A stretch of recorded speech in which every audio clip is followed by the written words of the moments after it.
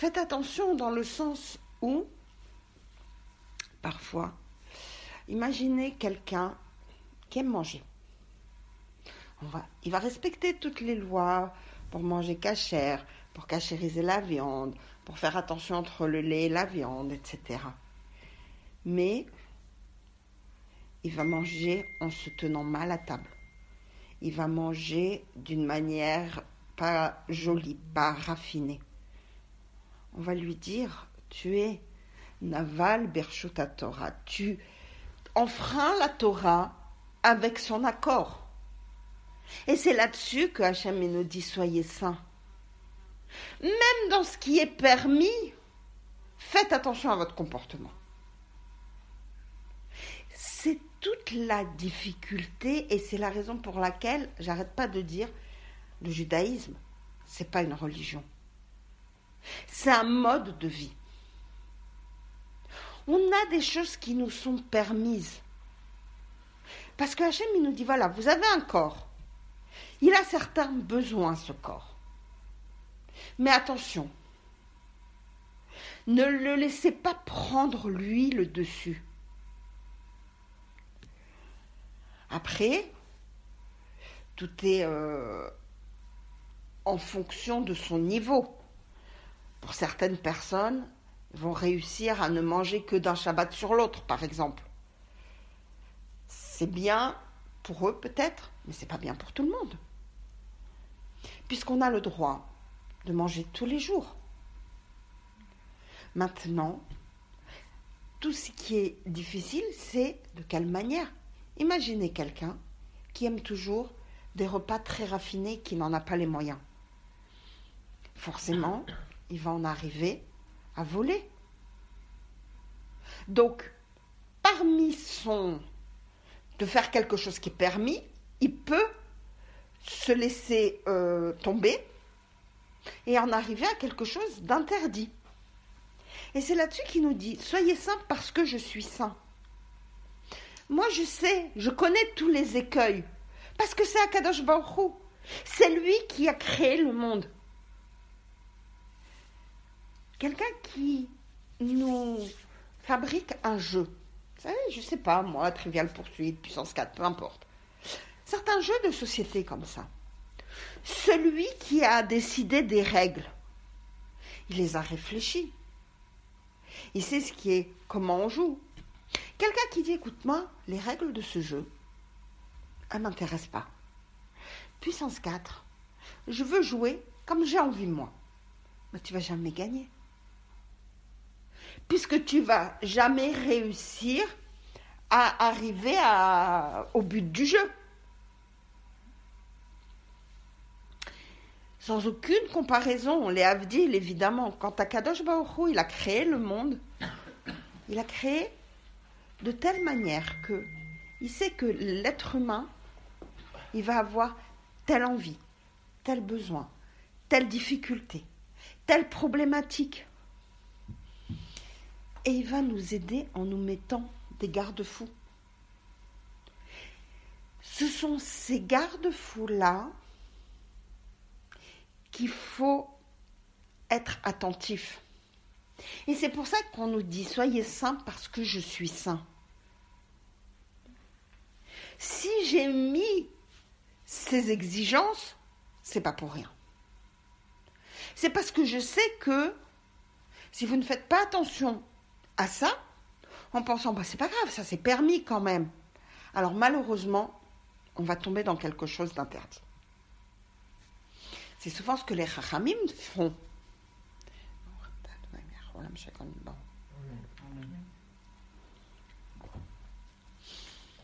L'exemple classique.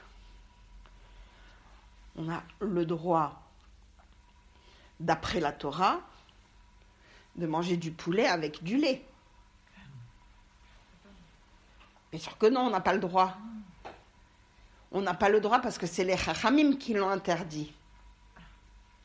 C'est les sages qui sont venus qui l'ont interdit et on n'a absolument pas le droit. C'est très très grave de le faire. Mais quelqu'un qui va lire le texte de la Torah à la lettre, il va se dire, mais c'est marqué nulle part que c'est interdit. Oui. Mais qu'est-ce qu'ils ont pensé, les rabbanim et les chachamim? Ils ont dit, le poulet, on lui fait la shrita. La viande, on lui fait la shrita. Les gens, quand ils vont manger, comment ils vont faire forcément la différence entre le poulet et la viande? Bon, c'est pas le même goût, etc. Mais quand même, ça ressemble beaucoup. Qu'est-ce qu'ils ont dit? On va interdire le poulet comme la viande. Quelqu'un qui a du bœuf dans son assiette ou quelqu'un qui a du poulet dans son assiette, il suit les mêmes halakhot vis-à-vis du lait. Comme ça, on est tranquille. Parce que si jamais ils avaient dit, bon ben voilà, alors pour le bœuf c'est interdit, pour le mouton c'est interdit, pour le poulet, ah là c'est permis. Un petit peu, par un petit peu, par un petit peu, par négligence, on en serait arrivé à la viande aussi c'est permis. Le poisson c'est parce qu'il n'y a pas de shrita. Le poisson comme il n'y a pas de shrita, c'est pas les mêmes lois. Regarde, on cachérise le poulet, on cachérise la viande, on cachérise pas le poisson.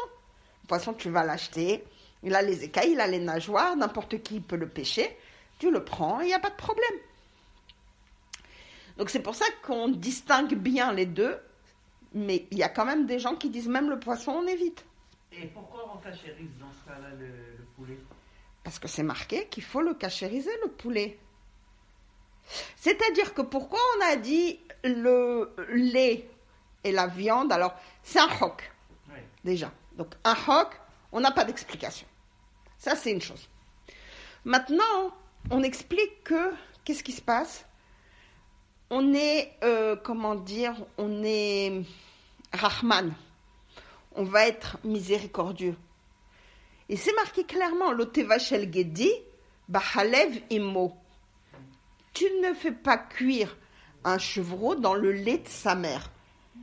Bon, le poulet, il n'y a pas de lait de poulet. La poule, elle pond les œufs et après elle laisse le poussin se débrouiller pour manger. Elle ne l'allaite pas.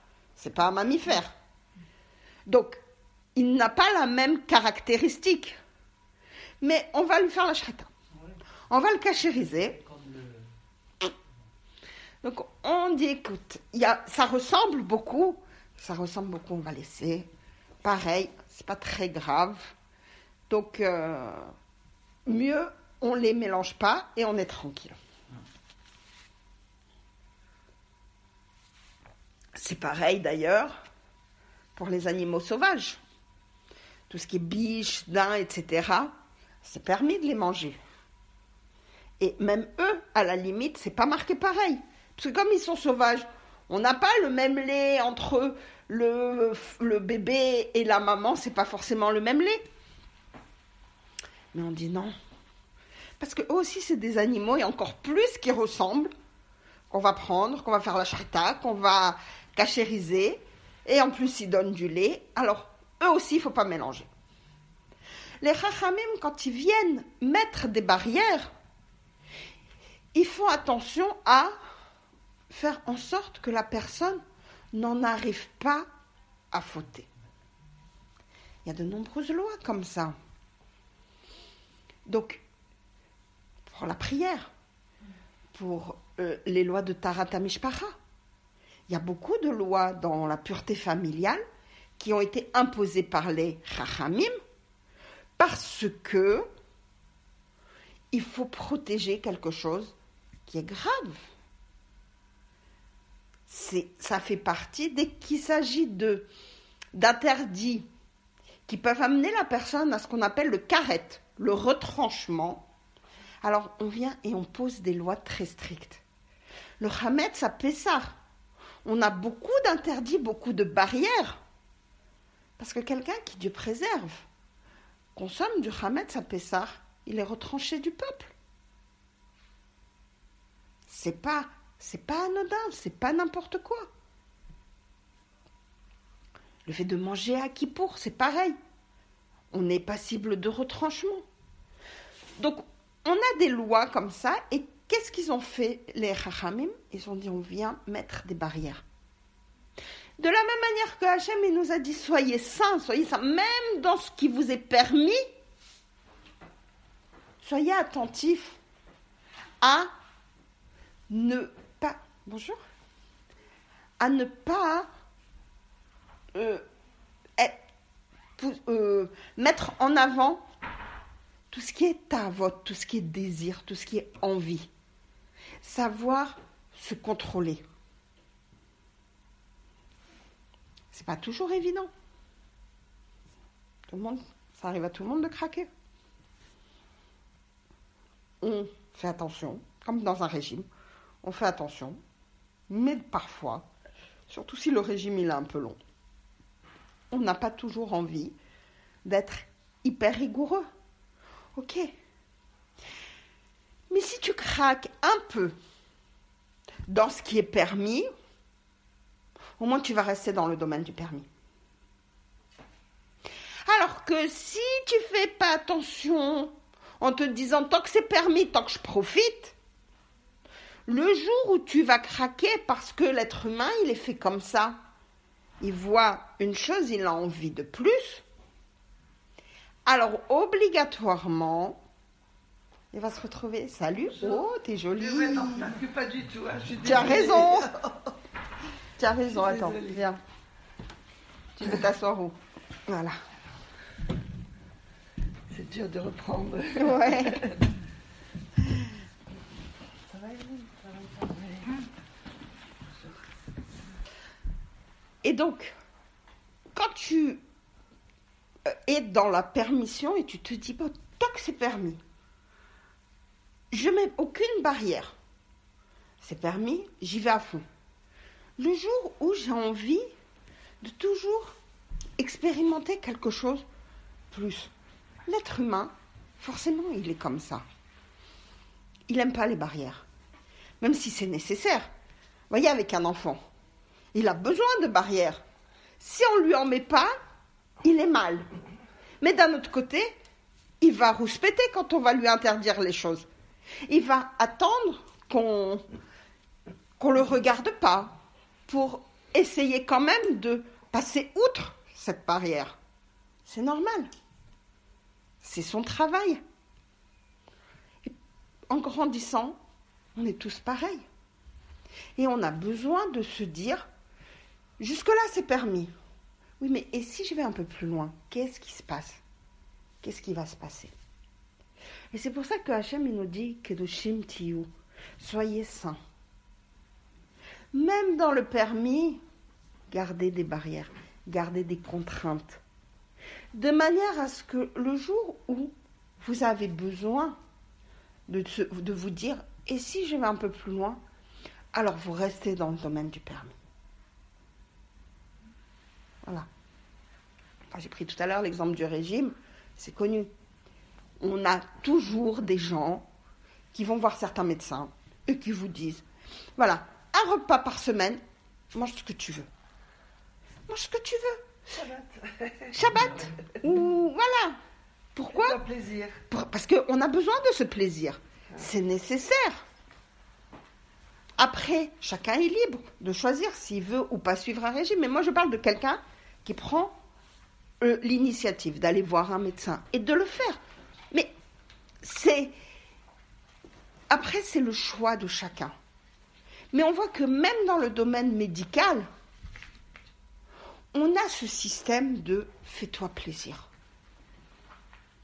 Même les gens qui vont se sevrer de certaines choses, on va leur dire « d'accord, mais pas d'un coup, pas comme ça ». Que ce soit les médicaments, la cigarette ou d'autres substances, pas n'importe comment. Parce que cette notion de plaisir, elle est indispensable au corps. Ça fait partie de l'être humain. Je vais même vous dire mieux. Si après 120 ans, on n'a pas goûté à un fruit qu'on avait la possibilité de goûter, ça nous le sera reproché. On va nous dire, attends, Hachem, il a pris la peine de créer toutes sortes de fruits, toutes sortes de choses dans le monde. Tu as eu l'opportunité de le goûter et tu le fais pas, tu l'as dédaigné. C'est pas possible, c'est pas normal. Donc, une occasion, hein. Après on a le droit d'aimer, de ne pas aimer, c'est pas ça la difficulté. Ouais. Mais c'est au moins de pouvoir dire, respecter la création de Dieu. Et dans ce domaine, on parle que du fruit. Parce que le fruit, ok, c'est pas un aliment nocif pour la santé. C'est pas quelque chose d'addictif. C'est juste, voilà, goûte, même une bouchée, Ah c'est là pas là. grave. Il y en a qui veulent goûter à rien. Blocage complet. Ah. Ou pas. Ma petite fille, une banane, c'est tout. C'est Elle tout. veut pas. Bon, elle est petite. L'autre, mangue. Bon, Et la mère, je crois, un ou deux fruits, mais pas plus. pas plus. Bon. Après, Il n'y c'est a pas des... moyen. Même les nouveaux. Tu te défonces à faire des repas. Non, ils vont pas goûter. C'est spécial, Ah, les mais même la petits. mère. Après, ça dépend comment on a été, comment on a été éduqué. Ça me rend dingue. Bah oui, mais bon. Ça facilite la cuisine, remarque. Non, parce qu'à part les menus spéciaux, il faut faire d'autres menus. Ah, Il faut d'accord. se rajouter. Il faut se rajouter. Bon, grâce à Dieu, que Dieu nous donne Ouais, la force, ouais. c'est tout ce qu'il faut dire. Mais ne pas goûter, même pas une bouchée, c'est. Des fois, quand on insiste, ils goûtent, après ils aiment, mais ils veulent pas. Mais Et- c'est pas. difficile, c'est Des fois, Même- c'est oui, faire ben, il faire faut comme la goûter, mère, quoi, qui veut pas difficile goûter. à goûter. Pareil, c'est ça. il n'y a pas moyen. Bon, après, C'est elle qui rate. voilà. Donc on a l'explication dans cette paracha et on voit que dans Kedoshim, on parle aussi du Lashon Hara. Pourquoi? Quel rapport? Alors oui, ça a un rapport. Et c'est ce que je vous ai dit aussi tout à l'heure. Même dans ce qui est permis, on doit faire attention. La langue, c'est terrible. Dans un sens, comme dans l'autre. On peut faire des choses extraordinaires, construire un monde avec une langue. Et on peut tout détruire aussi. Alors Hachem, il nous dit, attention, évite de parler. Fais attention à ce que tu dis. Et il y a beaucoup de lois là-dessus. Pourquoi? On est le seul être vivant à avoir cette possibilité. Prenez tout le reste de la création. À part les êtres humains, qui c'est qui parle? Personne. Alors maintenant, ils ont trouvé, le dauphin, il émet des sons, les machins, ils sont communiquent entre eux, d'accord? Peut-être. Mais ça reste quand même de la communication limitée, assez basique. Ok? Très bien. Mais t'as été à une conférence d'un dauphin? Oui. Flipper. Donc, c'est pas possible. Il n'y a que l'être humain qui est capable d'avoir ce mode de pensée et de le véhiculer par la parole. Donc, quand tu as compris ça, tu te dis que la parole, ça a quand même un point, une puissance particulière. Et la preuve, c'est que on va dire que Hachem il nous a donné cette capacité de parole. Donc, il nous a mis au-dessus de la création grâce à ça. Il a dit à Adam, c'est toi, puisque tu sais parler, tu as cette capacité, c'est toi qui vas nommer les animaux. Et c'est Adam qui a été capable de saisir l'essence même de chaque animal pour le nommer. Le lion, il s'appelle lion parce qu'il est comme ça, arié en hébreu. Le lapin, il s'appelle comme ça parce que il est comme ça. Shafan. Shafan, c'est le lapin ou le lièvre? Pareil. C'est pareil, hein? Ouais. Voilà. On peut fermer la porte, là. Ouais, Il y a ouais. un vent glacial. Merci. Merci beaucoup. Et donc, on comprend que c'est pas... Attends, il y a peut-être... Ouais, j'arrive. Il y a un gros chalet. Je pense qu'il doit y avoir quelque chose. Voilà. Tu peux mieux. Je fais le point de ma cardiologue, médecin.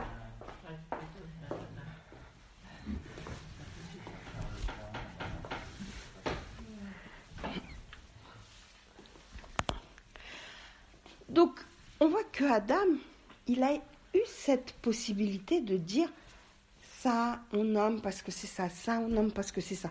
Il avait une intelligence particulière. Les autres animaux, ils ne pouvaient pas se nommer entre eux.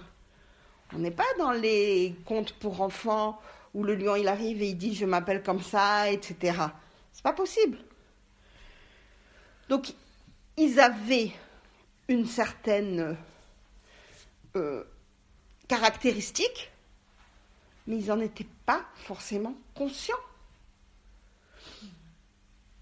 L'homme, l'être humain, il a réuni toutes les caractéristiques des animaux. Et c'est la raison pour laquelle il savait les identifier.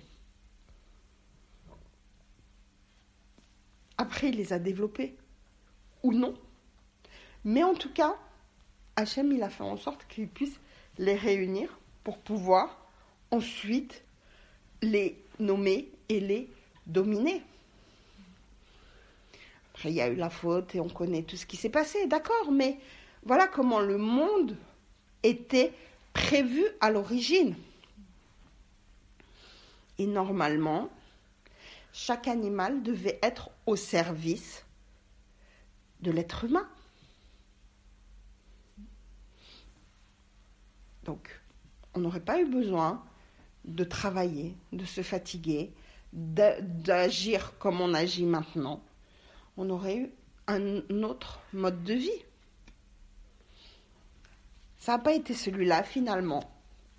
Et bon, grâce à Dieu, on prend les choses comme elles doivent être. Mais il faut savoir comment c'était prévu à l'origine. Et donc Adam, il avait un certain niveau, une certaine capacité avec sa parole. La difficulté, c'est que sa parole, comme le reste, avec la faute originelle, comme on appelle la faute au départ, elle a été aussi salie, mal dégradée. Pourquoi ? Pour une raison toute simple, c'est que tout s'est mélangé dans la tête d'Adam. Il ne s'est pas rendu compte qu'en fautant, son niveau, il n'était plus le même. On dit, mon cher Rabbeinu, quand il s'est mis en colère, après s'être mis en colère, il a oublié 300 halachot. Oui, c'est énorme. C'était mon cher Rabbeinu. Oui. La faute, elle fait baisser le niveau de la personne. Comment on le sait ? Eh bien, regarde, Pinchas, il a été obligé de lui rappeler comment il aurait dû se comporter avec Cosbi et Zimri, la fameuse histoire terrible qu'on va lire un peu plus tard. Pourquoi ça ? Parce qu'une personne qui n'est pas dans ce contrôle, forcément, elle va laisser le corps, les envies prendre le dessus. Et si on laisse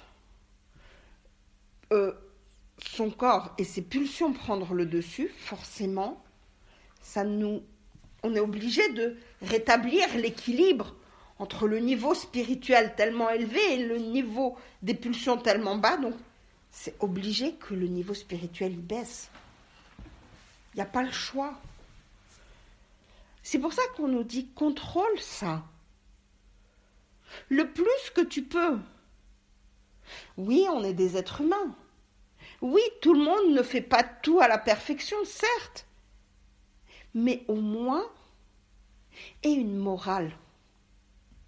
Quand on parle de Kedoshim Tiyu, on parle de cette manière qu'on a de voir la Torah aussi. Et une certaine moralité. Comprends à travers telle mitzvah quelle est la problématique. Comment raffiner ton caractère. Quelqu'un, il peut prier, lire des télim, faire n'importe quoi. Si c'est pour après mal parler à son voisin, courir, répondre à un kaddish, s'il a marché sur le pied de 20 personnes, qu'est-ce qui vaut son kaddish? Respecte les gens autour de toi aussi. Et c'est pour ça que Hachem il vient et il nous dit, attends, je vous ai imposé de respecter un certain nombre de commandements. Je vous ai donné des lois. Mais surtout, Kedoshim Tiyu. Vous n'êtes pas que des employés. Un employé qui doit rédiger un discours pour son patron. Même s'il n'est pas d'accord sur le fond du discours, quelle importance? Son patron, il a décidé de faire ce discours. Lui, il est payé pour rendre la forme jolie, agréable, à lire ou je ne sais quoi. Il va le faire. Il sera payé pour ça, de la même manière. Donc, il le fera.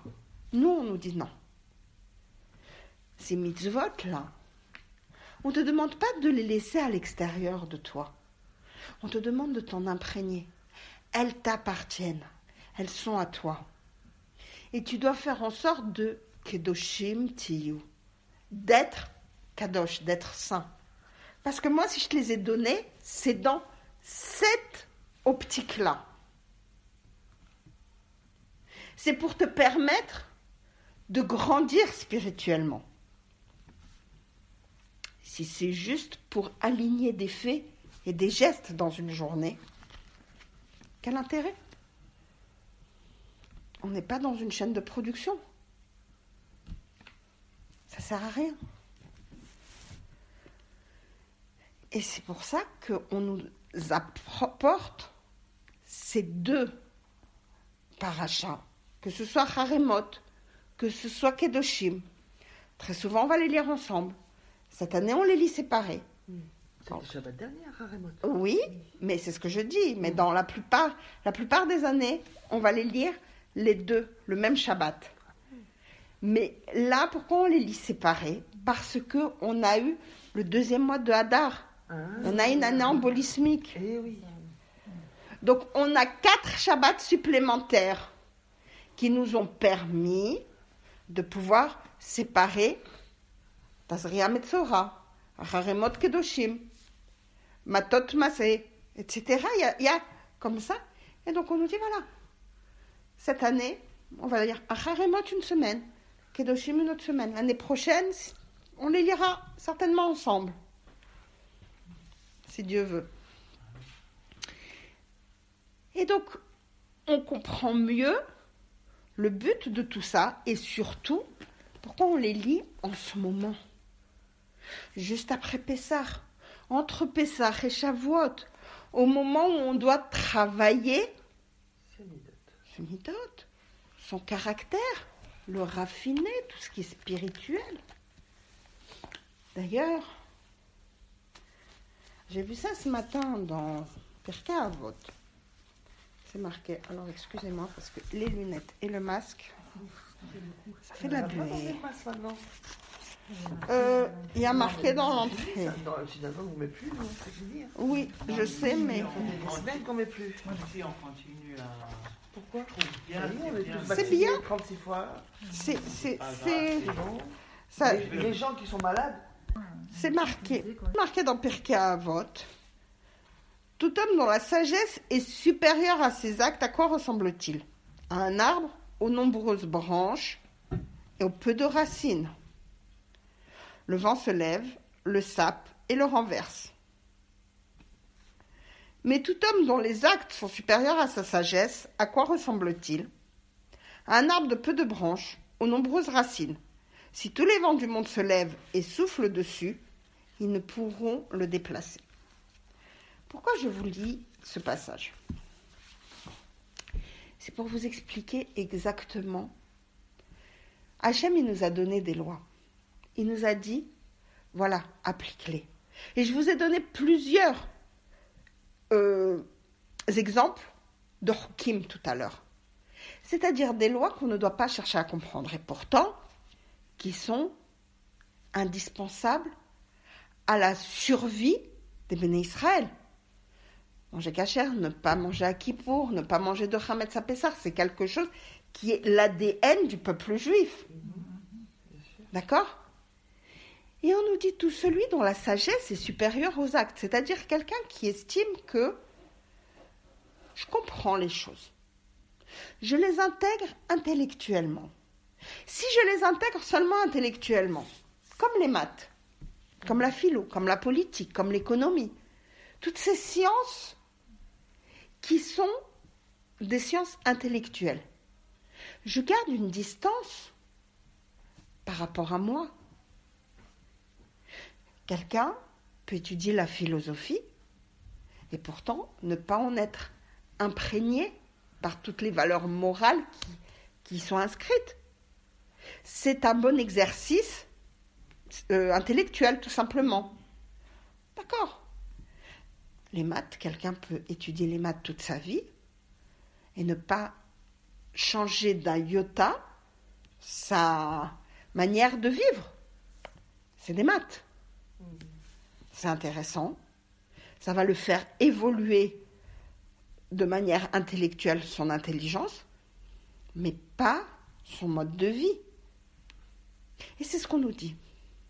Si tu considères la Torah comme une connaissance intellectuelle, ta sagesse va être supérieure à tes actes. Alors tu vas être comme cet arbre où il y a beaucoup de branches. Tu vas connaître plein de choses en haut, dans la tête. Mais la racine, ça va être quoi ? Rien ? Zéro ? Le néant. Par contre, effectivement, tu dois connaître des choses pour pouvoir appliquer. Mais applique déjà, même si tu ne les as pas comprises. Ensuite, une fois que tu as agi, étudie pour comprendre, d'accord ? Mais fais-les, ces actes. Alors tes racines, elles vont être bien ancrées dans le sol. Même si tu n'as pas beaucoup de branches, c'est pas grave. C'est pas ça qui va permettre à l'arbre de tenir. Donc c'est pour ça que je dis, c'est important de connaître, mais de ne pas considérer la Torah juste comme un exercice intellectuel. Ah, ça j'ai le droit, ça j'ai pas le droit, ça ceci, ça cela. D'accord ? Oui, bien sûr que c'est nécessaire. Comment quelqu'un il peut faire Shabbat s'il ne sait pas ce qu'il a le droit de faire et ce qu'il n'a pas le droit de faire ? Ok ? Mais en dehors de ça, quelqu'un qui se dit, moi, je veux déjà savoir tout ce qui est permis, tout ce qui est interdit de Shabbat, avant de commencer. C'est une erreur. Commence. Peut-être tu feras des choses tordues, c'est pas grave. Mais au moins commence. Et après, chaque fois que tu vas étudier un petit peu plus, que tu vas te rendre compte que, jusqu'à maintenant, je faisais comme ça. Et là, je m'aperçois que c'est pas exactement comme ça qu'il fallait faire. Ça fait rien, j'arrange. Mais au moins, tu as démarré, tu as agi, et dans ta manière d'être, c'est pas la même chose. Parce que quelqu'un qui étudie simplement une mitzvah sans chercher à la mettre en pratique, bien ou moins bien, qu'est-ce qui va lui arriver ? Il ne va jamais réussir à sauter le pas pour pouvoir la faire. Il y aura toujours de quoi étudier, il y aura toujours de quoi affiner l'étude. Commence, ça fait rien. Ah, tu fais pas bien pour le moment, c'est pas grave. On ne t'a jamais demandé la perfection dans la Torah. Mais agis, fais les actes. Akadosh Baruch Hu, il sait juger la personne pour savoir est-ce qu'elle s'est trompée parce qu'elle ne savait pas encore et que dès qu'elle va savoir, elle va rectifier, ou est-ce que c'était intentionnel. Elle trouvait que c'était tellement plus pratique de continuer comme elle faisait jusqu'à maintenant, donc même si elle a appris que c'était pas comme ça fait rien. On va oublier cette halakha. C'est une erreur. Et quelqu'un qui se dit, non, moi d'abord j'apprends. J'apprends tout ce qu'il y a à apprendre. Non mais, tu vas jamais t'arrêter d'apprendre. Ben oui. C'est un puits sans fond. C'est un puits, exactement. Bien Donc, sûr. à partir de ce moment-là, fais déjà ce que tu peux, comme tu peux. Après, évolue petit à petit en fonction de tes capacités, de tes possibilités. Et c'est ça qui est important. Et c'est pour ça que c'est le but du juif sur cette terre. Ce sont les actes. Quelqu'un, il peut avoir une très grande connaissance, une très grande renommée. On va lui dire, oui, celui-là, il connaît plein de choses, etc. Oui, mais il fait quoi? Il agit, il fait du chesed, il s'occupe des autres, il fait attention à son Shabbat, il fait attention à sa cacheroute. Non, mais il connaît plein de choses. Une fois, il y avait comme ça une histoire avec, je crois que c'était Rabbi Chaim Pinto, qu'on avait sollicité pour aller recevoir un grand conférencier, Shabbat après-midi, qui allait faire un exposé sur, je ne sais pas, une Gemara ou quelque chose, vraiment d'un grand niveau. Et il avait une réputation d'être quelqu'un qui parlait très très bien et qui exposait très bien les choses. Et le Rav Pinto, il ne voulait pas aller. Il ne voulait pas, il ne m'intéresse pas. Il ne m'intéresse pas. Et on a sollicité, et on a insisté. À la fin, il en a eu marre, il a été quand même. Il a été. Il a laissé finir de parler. C'était encore Shabbat. Le conférencier finit de parler, il allume une cigarette. Hein? Shabbat? Ça fait 1 heure que tu nous exposes une Gemara et quoi et comment et tout dans les détails. Shabbat, quel Avdallah? C'était encore Shabbat. C'était encore Shabbat? Oui. Ils sont deux. C'est péché. C'est péché, c'est assourd. Exactement. Alors on va le voir et on lui dit comment ça? Il dit, ah non, moi je connais plein de choses mais je les applique pas. Et le Rav Pinto, il leur a dit, vous avez compris pourquoi je ne voulais pas assister? Mieux quelqu'un qui vient et qui te dit juste Aleph bête, mais qu'au moins ce qu'il fait, c'est vraiment pour avoir envie de faire la Torah et les Maasim Tovim, que quelqu'un qui connaît des montagnes de connaissances et qui va mal agir. Tout à fait. Pourquoi les élèves de Rabbi Akiva, c'est tellement dur en ce moment et pourquoi on continue? C'est le Homer.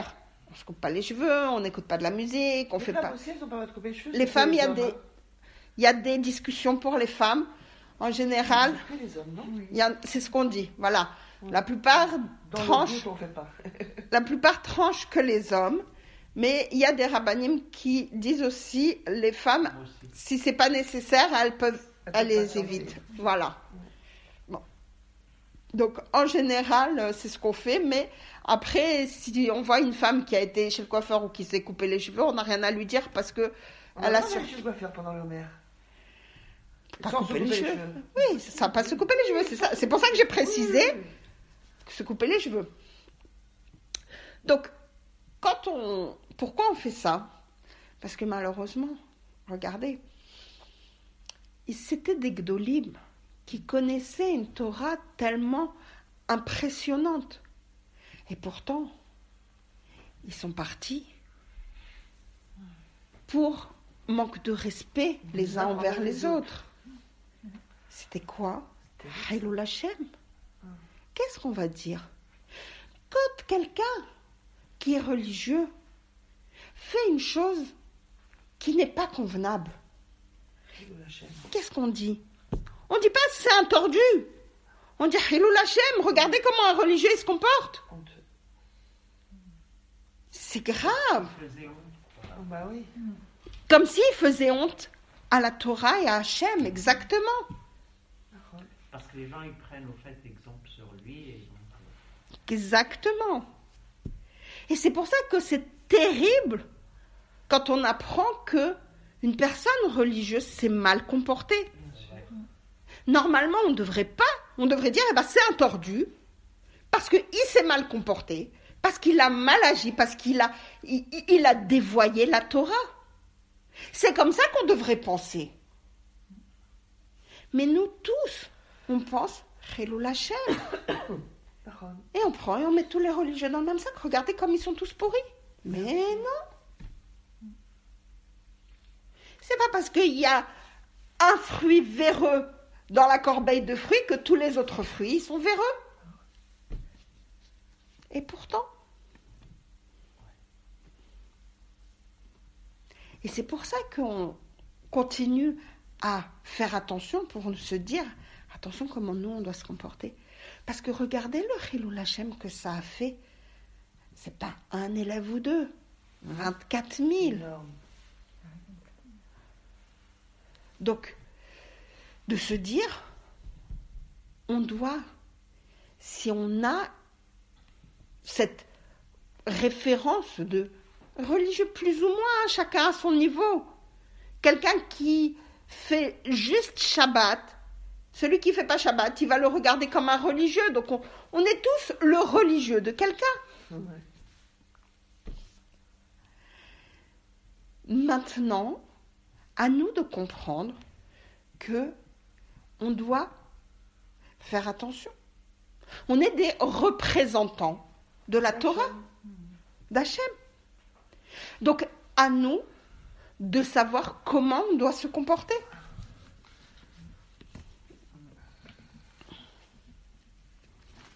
Et c'est pour ça que, comme je vous dis, manque de respect, en plus, c'était pas un manque de respect très grave. Ils s'insultaient pas les uns les autres.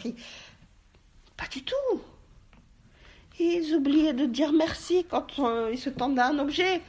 Ils voyaient le stylo de... Il le faisait sciemment, non? Ils le faisaient, mais je t'en prie, on est entre nous. Il y a mon stylo qui est posé sur la table, tu as besoin d'écrire quelque chose. Tacitement, si tu le prends, je te vois le prendre. Pour moi, je t'ai autorisé à le prendre. On est entre nous, ça va. Ils vivaient ensemble. C'était pas des choses qui justifiaient ça. Mais à leur niveau aussi. Et c'est exactement ça. À leur niveau, à eux, il fallait faire attention.